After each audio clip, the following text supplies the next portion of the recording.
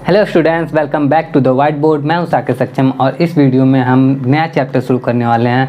पुराना चैप्टर जो था हमारा चैप्टर 1 क्लास 11th का चैप्टर 1 समुच्चय सेट, वो हमने अच्छे से कंप्लीट कर लिया है। और अब जो हमारा नया चैप्टर हुआ है संबंध और फलन। तो चैप्टर को शुरू होने से पहले थोड़ा सा इंट्रोडक्शन हो जाना चाहिए कि संबंध और फलन है क्या। ये समझ लेने के बाद हम चीज़ों को समझेंगे और आगे बढ़ेंगे।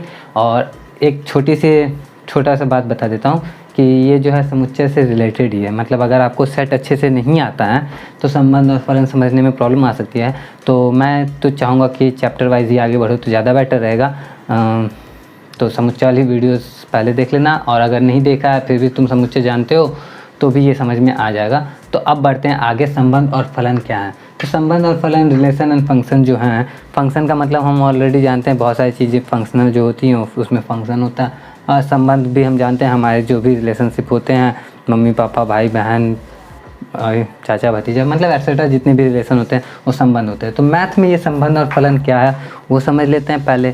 तो मैथ में संबंध क्या है कि देखो, तुमने एक चीज़ देखा होगा कि कुछ नंबर्स होते हैं वो भी आपस में रिलेशनशिप में होते हैं। कैसे होते हैं? जैसे मान लो मैंने बोला कि 3 और 9, कोई दो रैंडम नंबर ले लिया हमने, तो हम जानते हैं कि 3 जो है 3 का 3 टाइम्स करते हैं तो वो 9 आ जाता है। डैट मीन्स कि ये इससे इसका ये रिलेशन है। अब इसको इस तरह से भी लिख सकते हैं कि 3 जो है 9 से स्मॉलर है, सॉरी बड़ा लिख दिया यार। 3 जो है 9 से छोटा है, 9 जो है 3 से बड़ा है। तो ये भी आपस में क्या है, इस तरह से संबंधित हैं दोनों, ठीक है ना।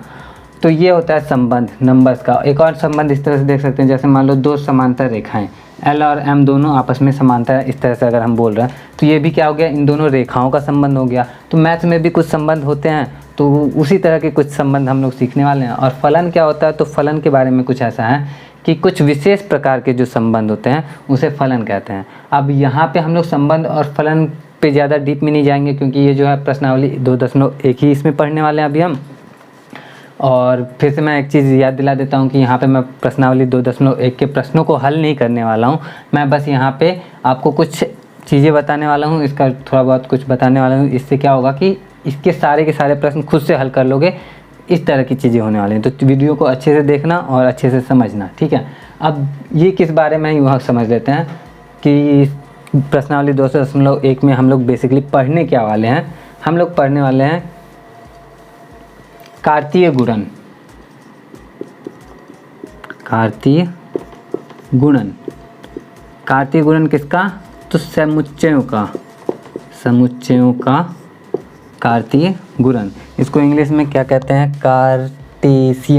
Cartesian product of sets. Cartesian product of set पढ़ने वाले हैं। अब पिछले जो चैप्टर था हमारा, पिछला चैप्टर था समुच्चय, उसमें हमने समुच्चयों का सम्मिलन पढ़ा था, समुच्चयों का सर्वनिष्ठ पढ़ा था, समुच्चयों का अंतर भी पढ़ा था।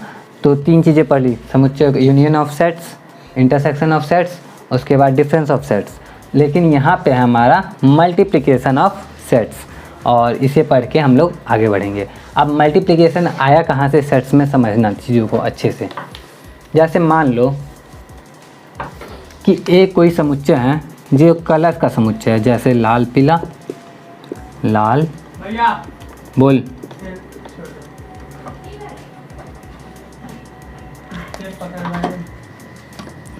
ए जो है समुच्चय है 2 कलर्स का, लाल और पीला। और बी जो है कोई एक ऐसा ही समुच्चय है किसी चीज़ का, गेंद का, गेंद लिख दूं, चलो गेंद, और चलो ठीक है गेंद ही रहने देता हूँ, एक ही प्रोडक्ट रहने दिया, कोई बात नहीं। एक रहेगा तो कम हमें कैलकुलेशन करना पड़ेगा, ज़्यादा समझने के लिए तो एक ही काफ़ी है ना, समझो। ए क्या है, कलर्स का है समुच्चय, और बी जो है एक गेंद है, इसमें सिर्फ और कुछ है नहीं। अब जब हम इसको कंबाइंड करने की कोशिश करते हैं, ठीक है, गुणन प्रोडक्ट निकालने की कोशिश करते हैं, तो इसके कितने सारे कॉम्बिनेशन बन सकते हैं। तो हाँ, 2 ही कॉम्बिनेशन तुमको देखने को मिल सकते हैं। क्या? एक लाल गेंद और दूसरा कॉम्बिनेशन होगा हमारा पीला गेंद। और कोई कॉम्बिनेशन बना नहीं ना, तो ये लाल गेंद और पीला गेंद जो है, बस यही हो गया हमारा कॉम्बिनेशन पहला। और इसमें देखो कितने, अब ये जो है नया समुच्चय एक बन गया, इसको बोलते हैं A × B, और इसको रखते हैं स्मॉल ब्रैकेट में रख के इसको मंझले कोष्ठक में, स्मॉल छोटे कोष्ठक में रख के इसको मंझले कोष्ठक में रखते हैं। तो ये था हमारा गुणन, समुच्चयों का कार्तीय गुणन। ठीक, अब यहाँ पे थोड़ा सा और आगे बढ़ते हैं क्योंकि कुछ चीज़ें और जाननी ज़रूरी हैं। इतना ही सिंपल, मतलब ये यहाँ पे एक ही प्रोडक्ट लिया था ना, 2 प्रोडक्ट रख के देख लेते हैं क्या होता है। तो इसको इरेज कर रहा हूँ, थोड़ा सा आगे बढ़ते हैं। मान लो यहाँ पे बल्ला लिख लिया। अब जब इसको कंबाइन करने की कोशिश करते हैं हम लोग, तो हमको मिलता है लाल गेंद, लाल बल्ला, पीला गेंद, पीला बल्ला,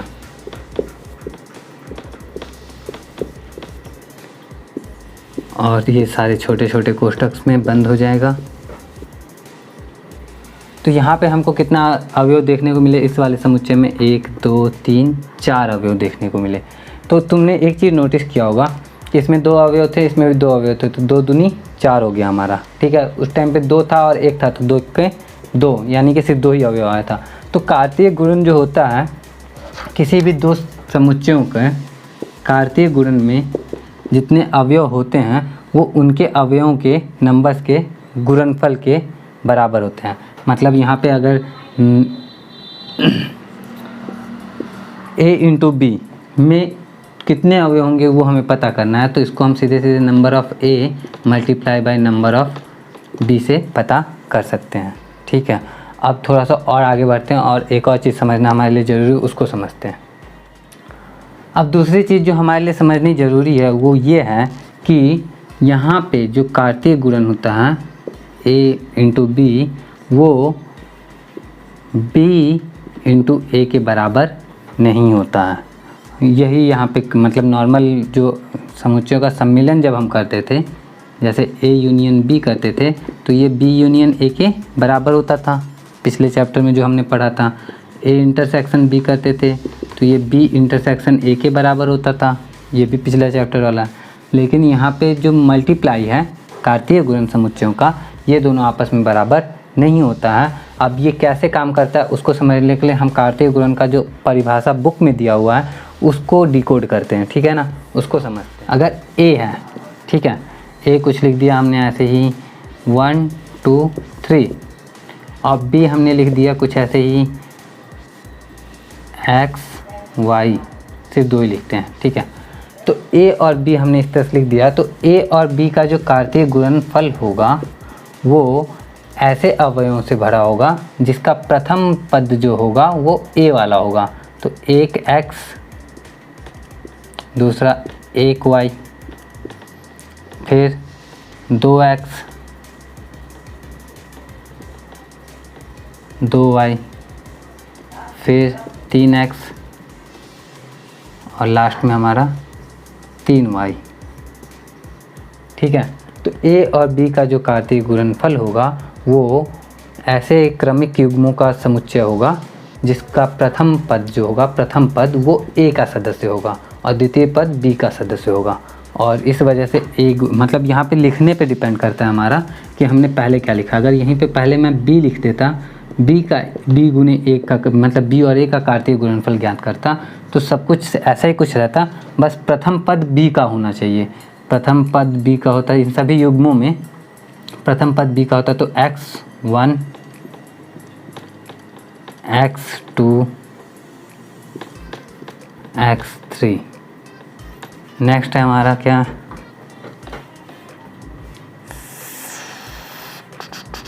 क्या है भाई, y1 y2 y3। मैं बुक में तो ऐसे ढूंढ रहा था जैसे बुक में लिखा हुआ। बुक का एग्जाम्पल नहीं था, ये मैंने अपने ही मन से सोच लिया था। कोई ज़्यादा मुश्किल नहीं है, तुम भी सोच सकते हो। अपने मन से कुछ भी सोच लो और गुना कर दो, आ जाएगा। अब यहाँ पे मेन जब प्रोडक्ट की बात होती है तो प्रोडक्ट दोनों में इक्वल आते हैं। प्रोडक्ट दोनों में इक्वल कैसे आता है, क्योंकि यहाँ पे ए में कितने सदस्य हैं हमारे, नंबर ऑफ़ ए जो है हमारे वो हैं 3, नंबर ऑफ़ बी हैं 2। तो उस हिसाब से जब हम number of A into B करते हैं तो वो आता है हमारा 3 दूनी 6, 1 2 3 4 5 6 ही आता है। बी इंटू ए करते हैं तो उसमें भी 1 2 3 4 5 6 ही आता है। तो ये होता है हमारा कार्तीय गुणन। कार्टेरियन क्या था भाई, कार्टेशियन प्रोडक्ट ऑफ सेट्स। ठीक है, तो बहुत ज़्यादा कॉम्प्लिकेटेड नहीं है और अभी तो हमने पहला ही चैप्टर स्टार्ट किया तो इसमें सिंपल सा चीज़ें दी हुई थी, इससे ज़्यादा नहीं है। और इसी से रिलेटेड है 2.1 और 2.1 के सारे क्वेश्चन कैसे सॉल्व हो जाते हैं ये भी देख लेते हैं। लेकिन इससे पहले एक और एग्जांपल हम लोग देख लेते हैं, क्योंकि एग्जांपल से ज़्यादा चीज़ें अच्छे से क्लियर होती हैं। तो चलो एग्जाम्पल देखते हैं, उसके बाद हम आगे बढ़ेंगे एक्सरसाइज 2.1 की तरफ। तो फर्स्ट एग्जाम्पल जो है हमारे पास वो कुछ इस तरह से कि x+1 और y+y-2 = 3, 1। तो ये जो है दोनों क्या हैं, बराबर हैं। तो तुम्हें x और y का मान ज्ञात करना है। ये समझ लो कुछ ऐसे ही तुमने जो वो वाला चैप्टर था ना, रेखाओं वाला, इसका चैप्टर का नाम नहीं याद आ रहा मुझे अभी, उसके हिसाब से तुम इसमें कैलकुलेशन करते हो। तो ये जो x वाला है, ये प्रथम वाला जो है ना, ये दोनों इक्वल हो जाते हैं। सेकंड वाला सेकंड वाले के इक्वल हो जाता है। तो x+1 जो हो गया वो 3 हो गया। इसको सॉल्व करना तो आता ही है हमें। x = 2 हो गया। और y की बात करते हैं तो y-2 = 1, तो y का वैल्यू आ गया 3। और इस तरह से x और y का वैल्यू हमें मिल गया। फर्स्ट एग्जांपल में बस यही था और कुछ था ही नहीं। सेकंड एग्जांपल में p है, q है और उसके बाद बोला है p × q करो तथा q × p करो और ज्ञात करो कि क्या दोनों कार्तीय गुणन समान है। तो हम तो ये बात जानते हैं कि अगर p × q करते हैं तो वो q × p के समान नहीं हो सकता है। तो बस हमारा काम तो यहीं पे ख़त्म हो गया, तो ज़्यादा कुछ बचा ही नहीं। वो एग्ज़ाम्पल नंबर 3 है तो उसे मैं कर सकते हैं, लेकिन नहीं करेंगे क्योंकि ऐसा कुछ है नहीं उसमें जो तुम नहीं जानते हो। तो अब मैं देखने वाला हूँ कुछ एक्स्ट्रा कि अगर जैसे मान लो कोई a है, अब a का कार्तीय गुणन, a कोई रैंडम सेट है हमारे पास 1 2 3। अब a में ही कार्तीय गुणन करेंगे तो हमारे पास क्या आएगा। तो इसी का कुछ हमारे पास सेट बन जाए, युग्म बनेगा कुछ इसी तरह से, 1 का 1, 1 का 2, 1 का 3। और ये कितने सारे बनेंगे हमें मालूम है, 3 है तो 3 तिया 9 बनेंगे, 9 अवयव बनेंगे। 9 का बना डालो इस तरह से, 2 1 2 2 2 3, फिर 3 1 3 2 और 3 3। ये हो गया a × a, यानी कि a में ही कार्तीय गुणन ज्ञात करेंगे तो क्या आएगा। तो कुछ इस तरह से आता है। और इसी में हमको सीखने को एक चीज़ मिलता है फिर कि जब a को 3 बार गुना करेंगे तो क्या आएगा। बहुत ज़्यादा कॉम्प्लिकेटेड नहीं, सिंपल सा है। 1 को हमको 3 बार लिखना पड़ेगा, 1 1 1। कितने अवयव होंगे ये बताना है बस। तो अवयव तो हो जाएंगे 3 का 3, 3 तिया 9, 9 तिया 27। इस तरह से 27 अवयव हो जा रहे हैं। चलो करके देखते कितने होते हैं। 1 1 2 1 1 3। हाँ बिल्कुल हो जाएंगे 27। 1 2 1 1 3 1।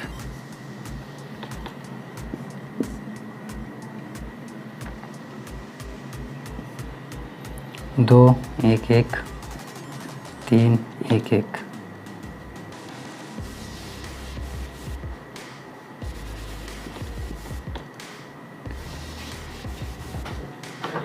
हाँ बोल।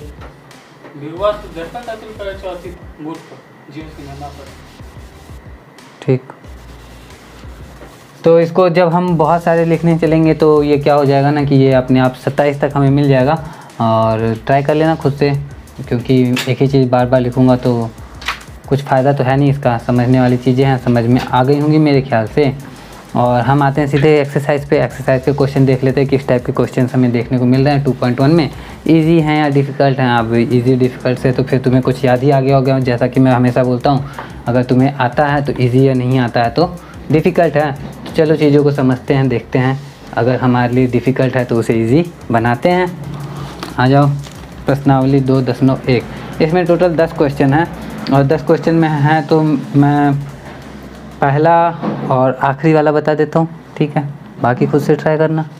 पहला क्वेश्चन है हमारा क्या है, पहला क्वेश्चन पढ़ के तो बहुत ज़्यादा इजी लग रहा है। देखो पहला क्वेश्चन मैंने बोला कि मैं पहला बता देता हूँ, लेकिन ये इतना ज़्यादा इजी है कि मैं नहीं बताऊँगा, तुम लोग खुद से कर सकते हो, इसलिए मैं इसे नहीं बताने वाला हूँ, बस दिखा देता हूँ है क्या। और जिन बच्चों के पास अभी भी बुक नहीं है उनको बता देता हूँ कि हाँ, मेरा टेलीग्राम चैनल पे मैंने पार्ट 2 का मतलब संबंध और फलन का सारा PDF सारा मतलब संबंध और फलन जितने भी कोई है ना प्रश्नावली 2.1 से लेके जितने भी प्रश्नावली हैं सारा मैंने संबंध और फलन का उसमें डाल दिया है, तो उसमें देख लेना, वहाँ से डाउनलोड कर लेना। अदरवाइज़ तुमको इंटरनेट से भी मिल सकती हैं चीज़ें। यहाँ पे देखो इसको क्या करना है, कंपेयर करेंगे, कंपेयर करके हम x और y की वैल्यू फाइंड आउट कर लेंगे। तो ये इजी क्वेश्चन है इसलिए मैं इसे नहीं बता रहा, पढ़ के देखता हूँ, कोई डिफ़िकल्ट लगता है तो बताता हूँ, या फिर कुछ ऐसा लगेगा जो मुझे लगेगा कि हाँ ये बताना ज़रूरी है तो मैं वो भी बता देता हूँ। तो मैं क्वेश्चन पढ़ता हूँ पहले। चलो क्वेश्चन नंबर 5 बता देता हूँ। और क्वेश्चन नंबर 5 से याद है 4 नंबर का जो 3 वाला है वो भी अच्छा है, लेकिन मैं 5 पहले बता देता हूँ क्योंकि अभी जस्ट थोड़ी देर पहले मैंने जो पूरा कंप्लीट नहीं किया था, यहाँ पे कम अवयव होंगे तो वो कंप्लीट हमारे लिए ईजिली हो जाएगा, तो वो करना हमारे लिए ज़्यादा बेटर रहेगा। जैसे 5 में है a बराबर दिया हुआ है -1 और 1, और हमें पता करना है इसमें a इंटू a। बस अब इसमें अवयव कितने होंगे हमें मालूम है, 2 है, 2 गुनी 4, 4 दूनी 8, तो 8 अवयव होने चाहिए इसके। चलो बना के देखते हैं कितने सारे अवयव बनते हैं। तो पहला तो हमारा -1 -1, ठीक है। दूसरा अवयव -1 1, तीसरा -1 1, चौथा 1 1, ठीक है। पाँचवा -1 1, छठा 1 1, सातवां 1 1,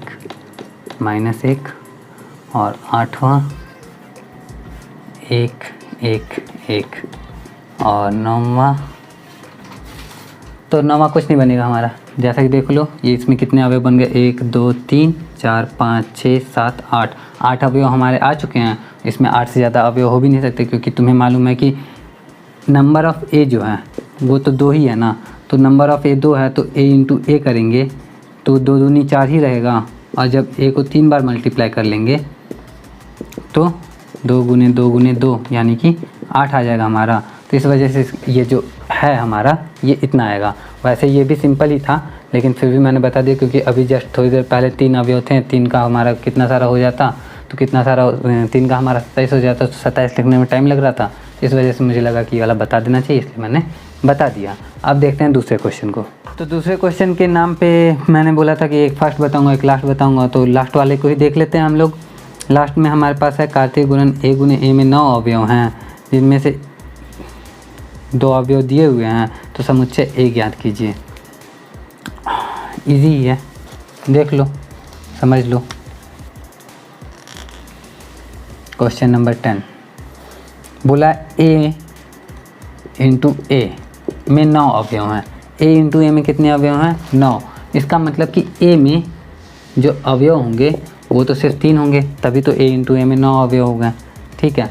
तो जब नंबर ऑफ़ a जो है वो 3 है और हमें मालूम है a इंटू ए जब हम करते हैं a इंटू ए के कुछ सदस्य हमारे पास हैं, 9 अवयव में से 2 अवयव हमारे पास हैं, जिसमें से क्या क्या दिए हुए हैं,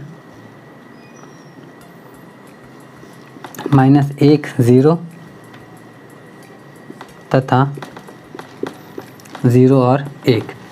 ये अवयव हमारे पास। अब यहाँ पे इक्वल टू लिखा है, मतलब ये नहीं कि इक्वल टू है, बस ये समझाने के लिए है कि a गुने a का जो a में मल्टीप्लाई हो रहा है, कार्तीय गुणन हो रहा है,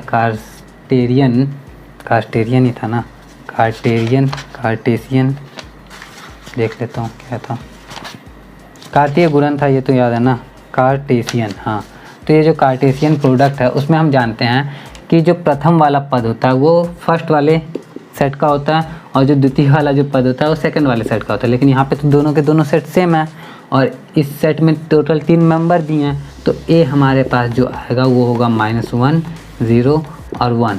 क्यों? क्योंकि ये तो ए का है, -1 और 0 जो है वो तो ए का है, और ये जो दूसरा वाला ए है उसका 0 और 1 होगा। तो उस हिसाब से हम कैलकुलेट कर सकते हैं कि ए के जो 3 अवयव हैं वो यही तीनों हैं।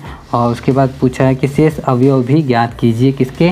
कार्तीय गुणन ए गुणे ए के शेष अवयव भी ज्ञात कीजिए। तो अब शेष अवयव पता करना है, हमें पता है इसमें टोटल कितने अवयव होंगे, इसमें 9 अवयव होंगे, जिसमें से 2 दिए हुए हैं, बाकी हम पता कर लेते हैं। बाकी क्या, हम सारे के सारे पता कर सकते हैं।